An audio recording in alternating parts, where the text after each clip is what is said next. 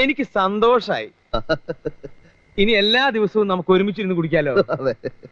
അപ്പൊ എന്ന് മുതലായി പരിപാടി തുടങ്ങിയത്?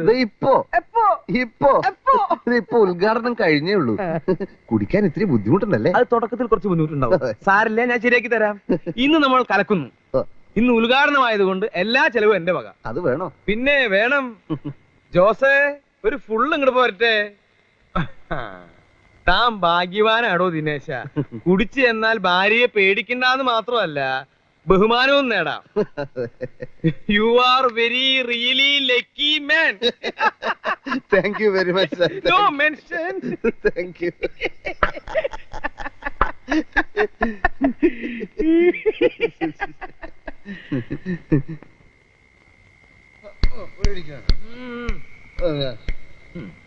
സ്ത്രീകൾ എന്നെ ഇഷ്ടപ്പെടില്ലേ സാർ? പിന്നെ ഞാൻ സുന്ദരനല്ലേ